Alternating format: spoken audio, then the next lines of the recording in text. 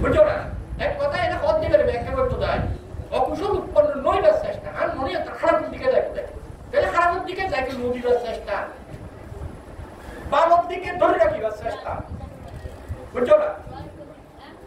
ভালো দিকে উৎপন্ন নয় আরো গরিবার চেষ্টা আর খারাপ দিক উৎপন্ন ইয়ে ধ্বংস করিবার চেষ্টা ইউন আরো ব্যাখ্যা শিখে বুদ্ধিপক্ষীয় ধর্মের ব্যাখ্যা খালিয়ারা সপ্তবুদ্ধাঙ্গলের আলোচনা করলে এটা শেষ হয় আর প্রত্যেকদিন তো কথা একবার ধ্যান করে তো কথা ইউনে ঘুরি ফিরায় বুঝলেন না এটা দিয়ে দাও ধরে জিনিসটা বুঝা গেলে সম্ভব প্রচেষ্টা মানে কথায় ওই যে মনে শরীরের বাইরে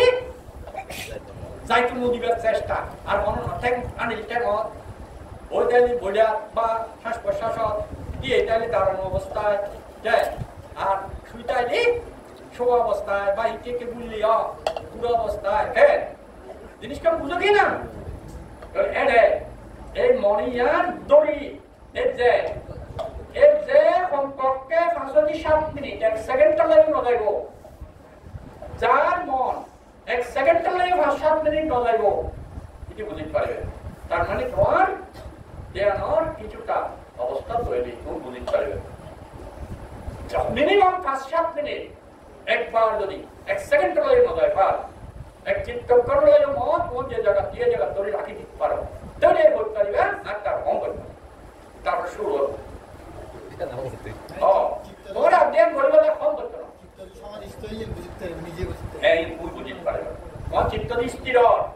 প্রতি পদক্ষেপে তুমি বুঝতে পারবে প্রজ্ঞার কথা ইল্লেখ করে আজ এখন সমাধি কিন্তু আলোচনা এগুলো লৌকিক সমাধি পারমাত্মিক সমাধি আলোচনা আমি পরবর্তীতে মহারাজ লৌকিক শীল লৌকিক প্রজ্ঞা লৌকিক সমাধি ধরে এবার এই মনিটা স্থির নিয়ে নেই সমাধি বুঝছো না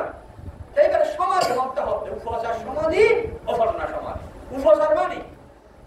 উপসার বলতে তোমরা কেন করে ব্যাখ্যা করছো এনে মিনিমাম তুমি ধরো 10-15 মিনিট 20 মিনিট দেখো যাবো এত ধরো তোমার উপসারের মশাই এত বহুত কিছু বিষয় আছে আমি কি বুঝতে পারি আগে বলি তার মশাই কিন্তু তুই বুঝতে পারি তুই এই বুঝতে পারি যারা তো ইয়ে এটা আছে অনেকে যারা আগে জ্ঞান দিতে দেয় সেরকম হয়ে 10-15 মিনিট 20 মিনিট করে দিলেই আরো